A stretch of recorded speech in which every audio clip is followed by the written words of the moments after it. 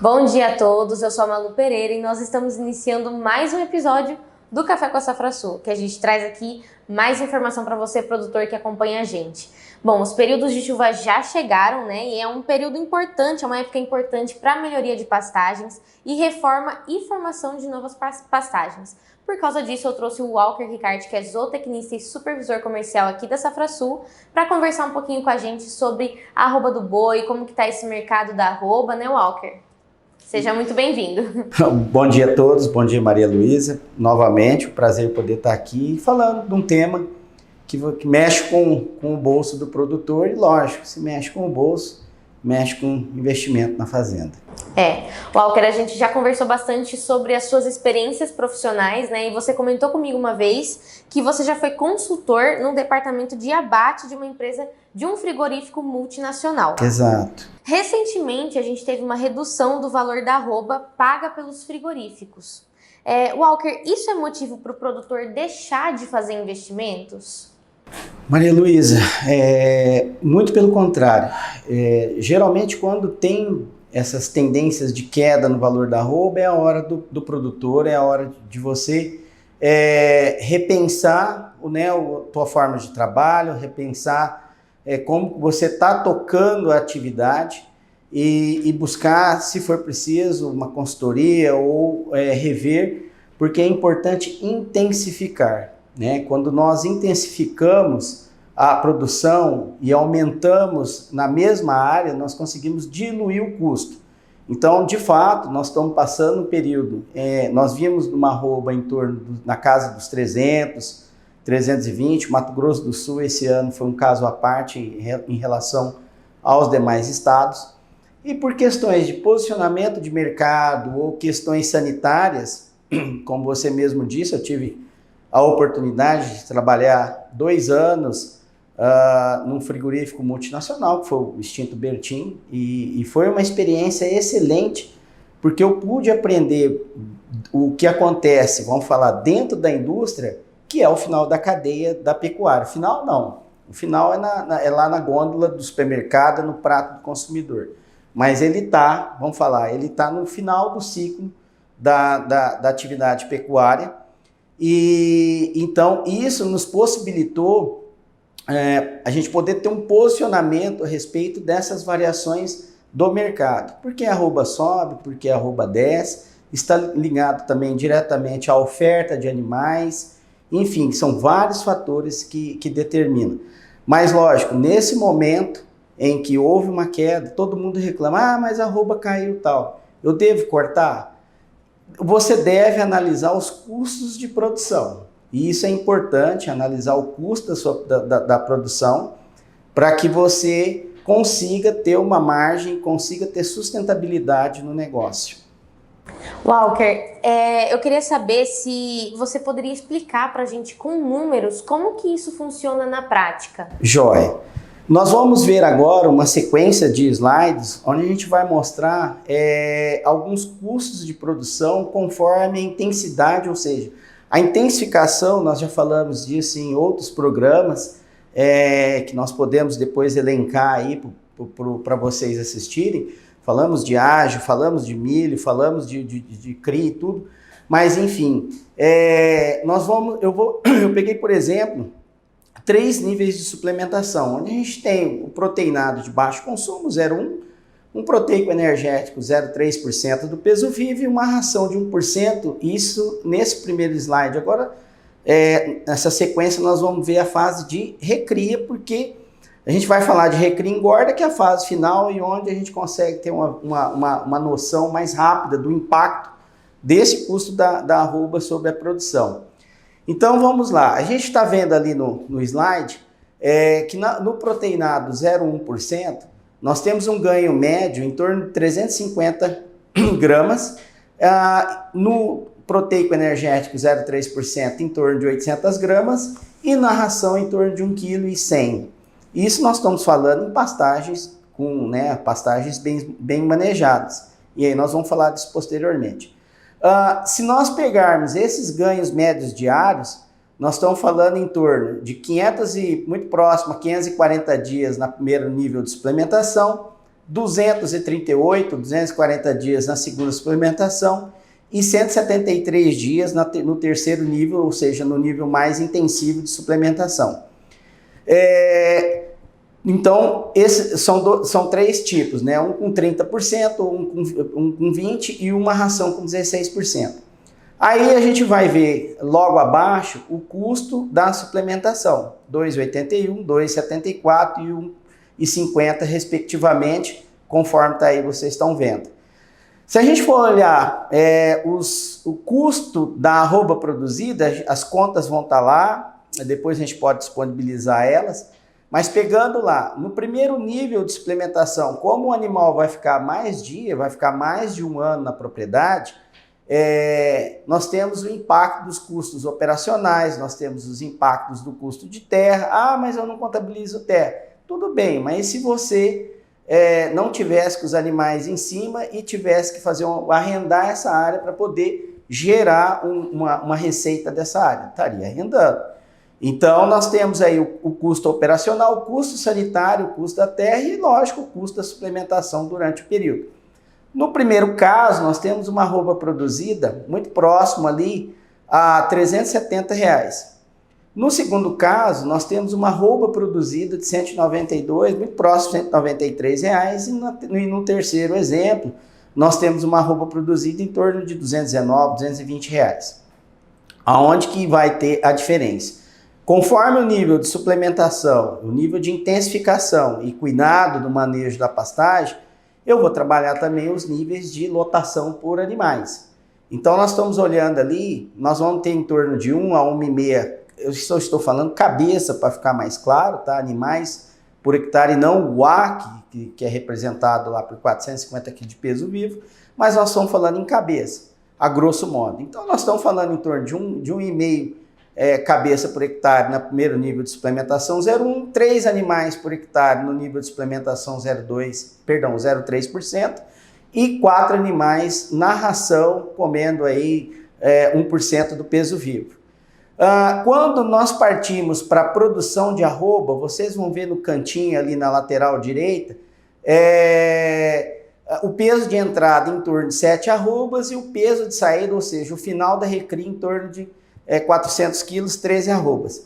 Nós vamos ter um ganho de peso vivo em torno de 6 arrobas, 6,33. Quando eu multiplico essas produções de arrobas ganhas na recria pela quantidade de animais por hectare, nós estamos falando em torno de 9 arroba e meia por hectare no primeiro nível de suplementação, 19 arrobas, olha como é que a coisa já dá uma guinada já, 19 arrobas no nível de suplementação 0,3 e muito próximo ali de 25, passado às vezes, dependendo do nível, em algumas situações, mas vamos arredondar ali 25 arrobas no nível de suplementação 1% do peso vivo.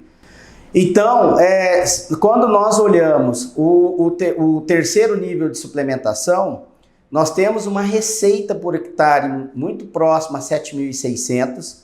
No segundo nível, né, no nível intermediário ali, em torno de 5.680, né, muito próximo de R$6.000. E quando nós temos a receita por hectare no primeiro nível de suplementação, nós estamos falando aí muito próximo a R$3.000 por hectare. Então, quanto mais arrobas eu produzo por hectare, por sua vez, o custo da arroba produzida, eu consigo diluir melhor. Então, nós estamos falando de uma arroba produzida no primeiro nível de suplementação em torno de 370, no segundo 192, muito próximo de 193, e no terceiro 220, como eu havia dito anteriormente, tá? Então, vocês vão ver lá mais abaixo aí do slide, a margem de lucro quando eu ponho frente, a arroba produzida frente à arroba de venda, tá? Considerando aí um ágio, nós falamos desse assunto posteriormente, ágio na recria, ágio na produção na pecuária, quando eu confronto com ágio próximo de 15%, no primeiro nível de suplementação, isso, arroba produzida sobre arroba de venda, eu tenho um ágio negativo, na verdade eu tenho uma margem, negativa de 19%, no segundo nível de suplementação, uma margem positiva de 55% e na terceira margem, 36%. Ah, mas a intensificação no outro me deu uma receita maior, uma margem menor. Porque eu intensifiquei, eu entrei com a suplementação mais adensada, porém, como eu tenho um tempo menor desses animais dentro da propriedade, que nós estamos falando de 173 dias, eu consigo fazer mais giro. Então, praticamente, eu consigo fazer 2 a 2,5 giros de recria, que melhora essa margem, ao passo que no primeiro eu vou passar o ano inteiro com a margem, e isso vai ter um impacto, Maria Luísa, muito interessante depois na taxa de desfrute, ou seja, no que eu tenho de estoque de animal para aquilo que eu abato de animal, ou seja, o que eu movimento de animais abatidos, que é a taxa de desfrute. E aí nós vamos passar para o estágio de engorda, né, que vamos falar ali, o final do ciclo. Novamente, nós temos 3 índices de suplementação a pasto. Isso nós estamos falando de suplementação estritamente a pasto. Onde nós teremos ali uma suplementação proteico 0,2%, uma suplementação proteico-energética 0,5% e uma ração para consumo de 1,5% do peso vivo. Olhando lá novamente no cantinho, peso de entrada desses animais, então eles saíram da recria com 400 quilos, né, teoricamente, vão ser abatidos com 590 quilos ou muito próximo de 20 arrobas. Pegando aí então o ganho médio diário conforme o nível de suplementação, nós vamos ter respectivamente 400 gramas dia, 550 gramas dia e 1,1 kg dia. Então, quando eu pego o peso do animal, 590 menos 400 e divido pelo ganho médio diário, eu tenho quantos dias em média esse animal vai ficar dentro da propriedade. Então, indo lá, nós vamos ter no primeiro nível um animal que vai ficar em torno de 475 dias. No segundo nível de suplementação, um animal que vai ficar em torno de 340 dias. E no terceiro nível, um animal que também vai ficar muito próximo ali de 160, 170 dias. Tá? Custo da suplementação. Primeiro nível, 2,81 kg, 1,95 kg do proteico 0,5, proteico energético 0,5 e 1,30 na ração para consumo de 1,5% do peso vivo. Tá? Nós temos ali as despesas com suplemento, operacional, sanitário, custo da terra, conforme o período que esse animal for ficar dentro da propriedade. E aí, nesse outro slide, nós vamos ver o final, ou seja, as contas propriamente ditas. Se considerarmos o nível de suplementação, nós teremos também um rendimento de carcaça de acordo com esses níveis. Pode ser mais, pode ser menos, mas nós estamos considerando uma média aqui para a gente poder ilustrar a conta. Então, vamos pegar aí que no 0,2 nós teremos um rendimento projetado de 53%, no 0,5 um rendimento projetado de 54% e no terceiro nível um rendimento de carcaça em torno de 55%. Se nós colocarmos, então, em ganhos de arrobas, nós teremos, respectivamente, 7 arrobas e meia, 7,9 muito próximo de 8 e 8,3. E aí, novamente, custo da arroba produzida conforme os níveis de suplementação lá atrás, né? Ou as despesas que nós tivemos, suplementação, operacional, sanitária e terra. 246, 320 e 252, perdão, respectivamente. Nós temos uma produção de arrobas por hectare na engorda, respectivamente, de 7,51, que é um animal, nós estamos falando por animal, um boi por hectare. Na segunda, uma lotação aí, onde nós também estamos trabalhando aí, muito próximo de 2, 3 animais, nós temos aí uma produção de 23, quase 24 arrobas por hectare. E no terceiro nível de suplementação mais intenso, 33 arrobas por hectare.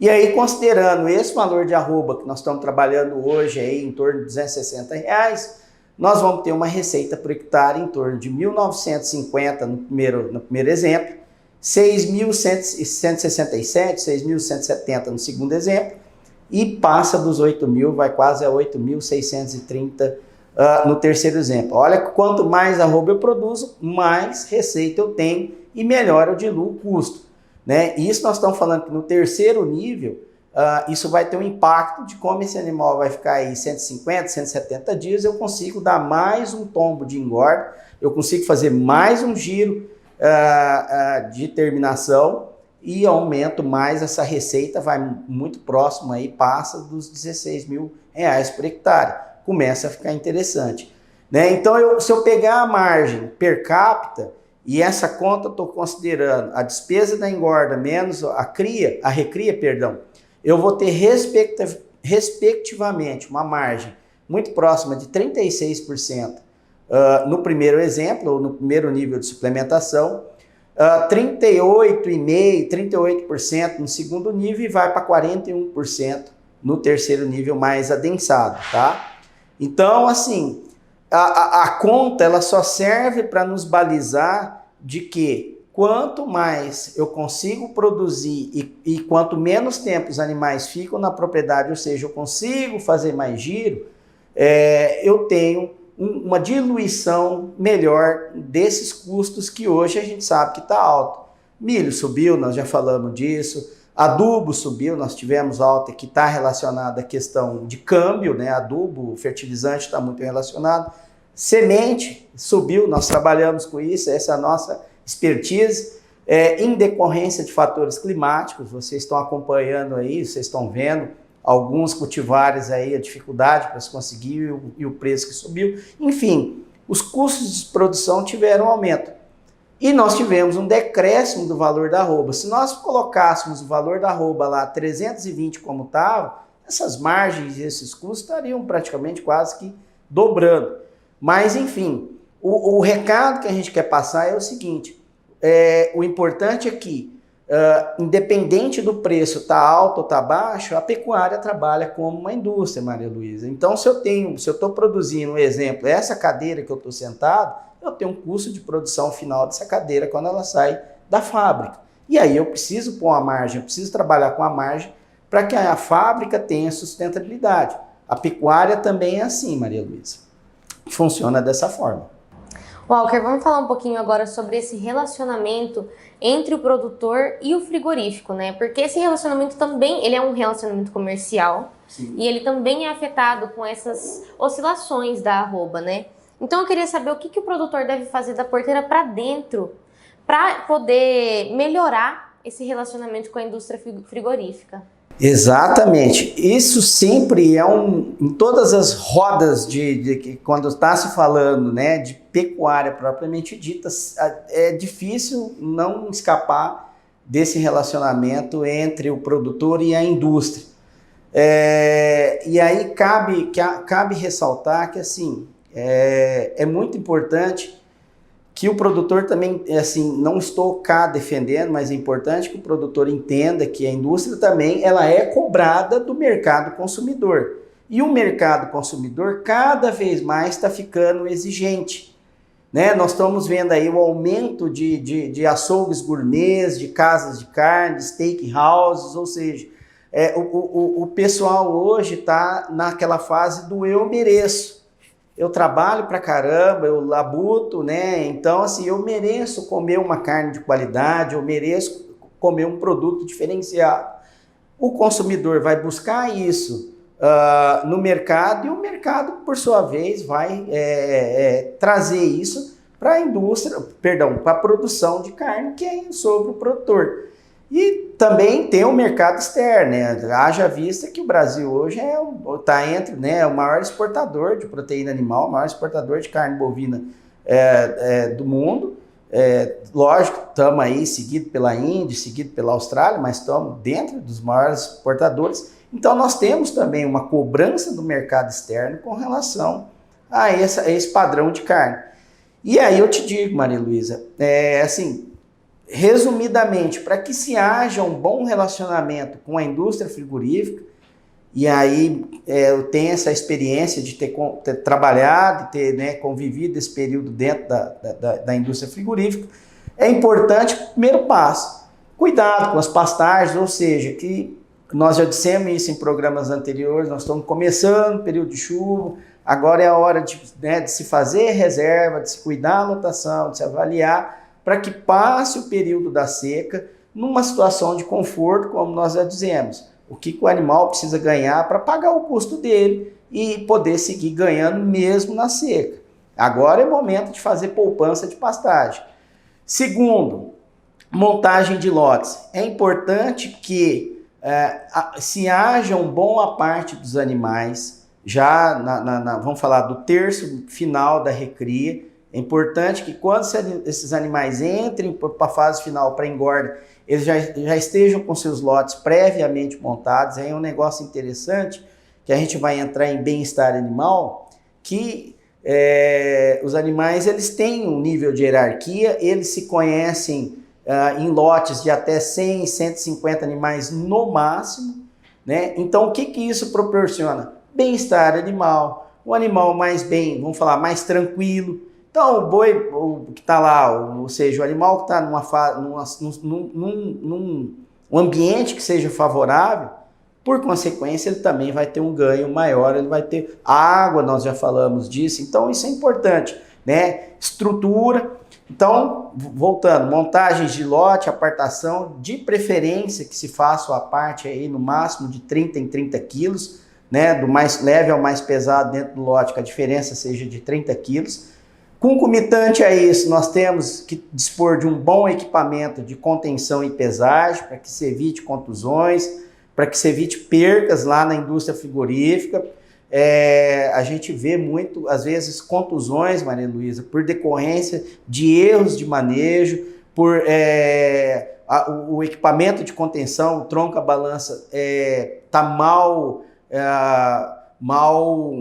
ajustado, né, ou com a manutenção falha, e isso aí vai refletir na hora da toalete lá no frigorífico. O frigorífico, ele precisa limpar, ele vai tirar, né?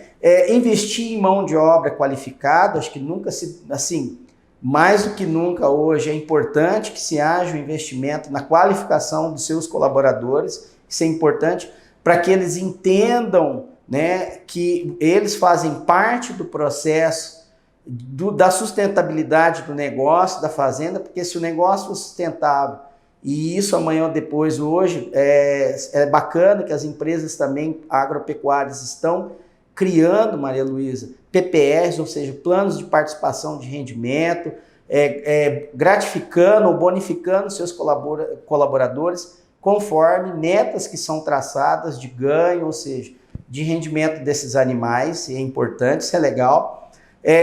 Investir em genética, isso aí faz parte, junto com pastagem, está dentro de ações zootécnicas dentro da fazenda, para que se tenha um animal com uma carcaça mais harmônica, e também diversificar em áreas que são propícias de questão de solo e índice pluviométrico. Por que não pensar em fazer uma integração lavoura-pecuária? Se você não tem a expertise da integração lavoura-pecuária, busque um parceiro para que ele possa vir, a pessoa que tem expertise, uma empresa de consultoria que tem expertise nessa questão da ILP, que você possa, às vezes, implantar, principalmente pensando em reforma de pastagem. É muito bacana. Aonde se tem possibilidade de implantar, você tem, já foi dito aqui em outros programas, você tem aí uma pastagem de qualidade e uma pastagem de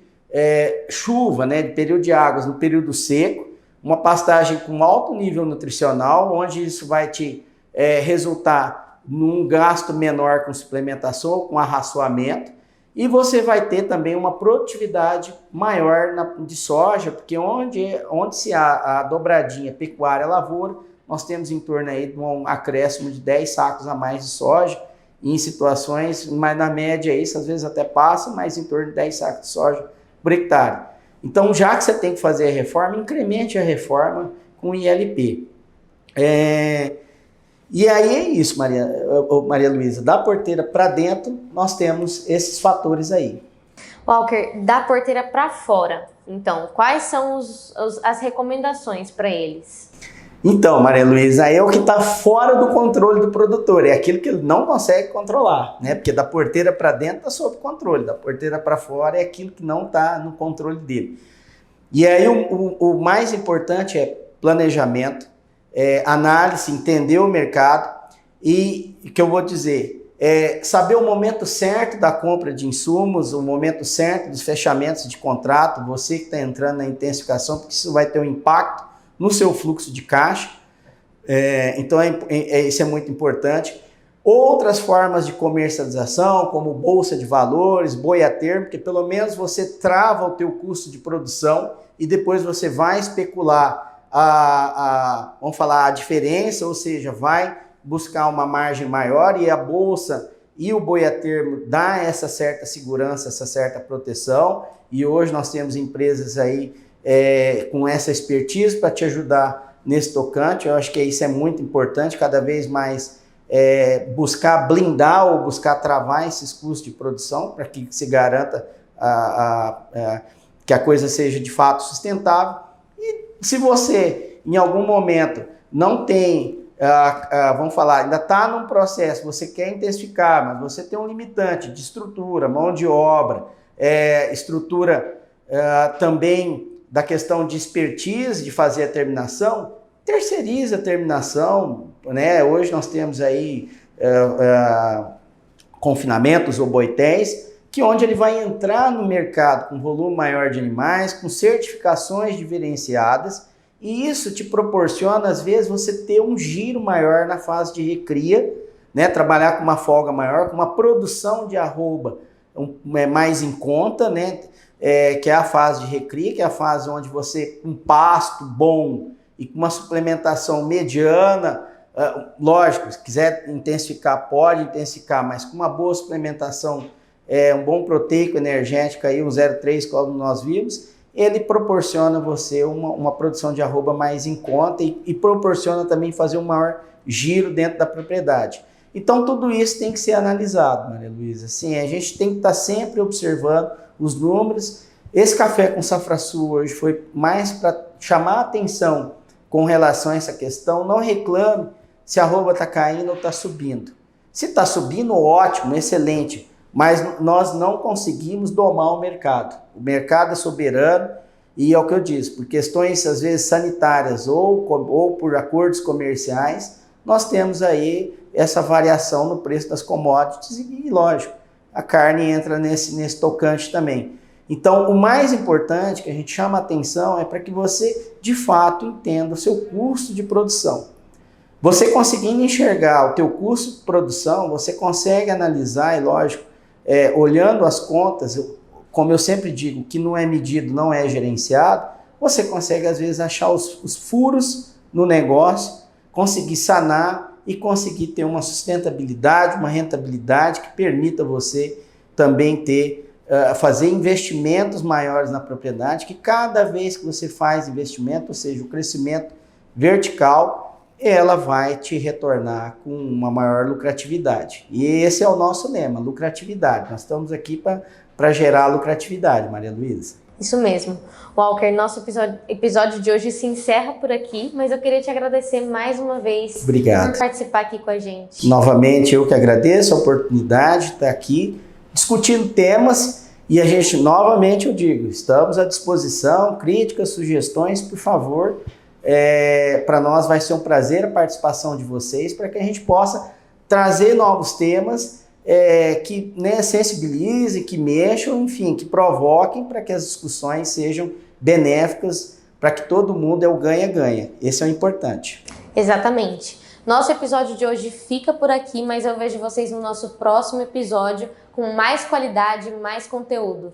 Não se esqueçam de curtir e compartilhar esse vídeo com a sua rede de contatos. E como o Walker mencionou, a gente fica à disposição de vocês para tirar qualquer dúvida. Vocês podem entrar em contato com a gente pelos telefones que estão aqui embaixo no nosso vídeo ou pelo nosso site, que eu também vou disponibilizar aí para vocês, onde vocês também podem ver nosso portfólio de cultivares, entrar em contato com a gente, conhecer a Top SS, que é a nossa semeadeira, a melhor semeadeira a lanço do mercado. Então vejo vocês no próximo episódio, novamente com a melhor qualidade e também o melhor conteúdo.